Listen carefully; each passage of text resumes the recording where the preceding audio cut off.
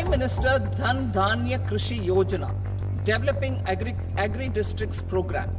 केंद्रीय वित्त मंत्री निर्मला सीतारमण ने 1 फरवरी को संसद में अपने 8वें बजट को पेश करते हुए किसानों के लिए कई ऐलान किए हैं। किसान क्रेडिट कार्ड की लिमिट 3 लाख से बढ़ाकर 5 लाख रुपए कर दी गई है, जिससे छोटे किसानों को बड़ा फायदा मिलने वाला है। साथ ही बजट में किसानों के लिए एक नई योजना लॉन्च की गई है, जो ऐसे जिलों की खेती में सुधार लाने पर फोकस करेगी जो पिछड़े रह गए हैं। दावा है कि इस योजना में 1.7 करोड़ किसानों को लाभ मिलेगा, जिसमें बीज, उर्वरक, सिंचाई और कृषि उपकरणों के लिए आर्थिक सहायता भी दी जाएगी। बजट 2025-26 में कृषि क्षेत्र को बेहतर बनाने के लिए सरकार ने 1.71 लाख करोड़ रुपए से अधिक का आवंटन किया है। ये पिछले बजट की तुलना में ज्यादा है।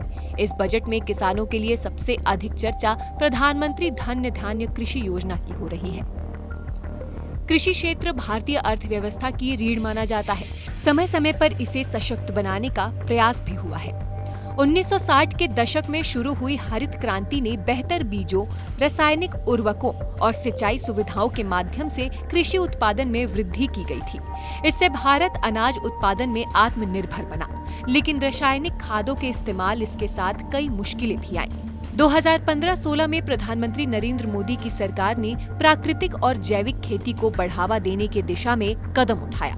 परंपरागत कृषि विकास योजना की शुरुआत की गई, जिसका मकसद जैविक खेती को आगे बढ़ाना था। इस योजना से किसानों को मिट्टी के लिए हानिकारक रासायनिक खादों पर निर्भरता कम करने पर जोर दिया गया और किसानों को जैविक खेती की ओर बढ़ने में मदद की गई। इस बार बजट में सरकार ने प्रधानमंत्री धन धान्य कृषि योजना का ऐलान किया है, जिसकी मदद से किसानों को आधुनिक कृषि तकनीक और संसाधन से रूबरू कराया जाएगा।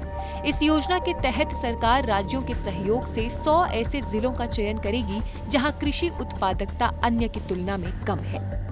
इन जिलों में किसानों को मुफ्त से बेहतर उत्पादन वाले बीज, उर्वरक, कृषि उपकरण और तकनीकी सहायता प्रदान की जाएगी। इसके अतिरिक्त किसानों को आर्थिक मदद भी दी जाएगी, ताकि वे बेहतर कृषि तकनीकों का उपयोग कर सकें और अपनी उपज बढ़ा सकें।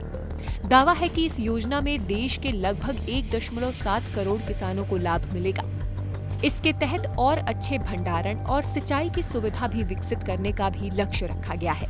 किसानों को ट्रैक्टर और पंप सेट जैसे कृषि मशीनों के लिए आर्थिक सहायता दी जाएगी, जिससे पिछड़े किसानों को राहत मिलेगी। महिला किसानों को भी कृषि क्षेत्र में आगे बढ़ने के लिए प्रोत्साहित किया जाएगा। ग्रामीण क्षेत्रों में किसानों की कमाई के नए साधन विकसित किए जाएंगे, ताकि उन्हें आर्थिक समस्याओं का सामना न करना पड़े। सरकार ने कहा है कि ये योजना कृषि क्षेत्र को मजबूत बनाने की दिशा में काम करेगी, जिससे देश के विकास को और गति मिलेगी। कृषि क्षेत्र के लिए इस बजट में कई और बड़ी घोषणाएं की गई हैं। सरकार ने कृषि ऋण को बढ़ाने का फैसला लिया है। तिलहन जैसे सरसों, मूंगफली और सूरजमुखी में आत्मनिर्भरता लाने की योजना बनाई है। सब्जियों के उत्पादन को बढ़ाने के लिए बड़े केंद्र बनेंगे, ताकि किसानों को बेहतर मूल्य मिल सके। झींगा उत्पादन बढ़ाने के लिए न्यूक्लियस ब्रीडिंग केंद्र भी बनाए जाएंगे। इसके अलावा डिजिटल तकनीक का इस्तेमाल करके कृषि क्षेत्र में आधुनिकता बढ़ाने पर जोर दिया जाएगा। कृषि क्षेत्र में टेक्नोलॉजी को बढ़ावा देने के लिए कदम उठाए जाएंगे।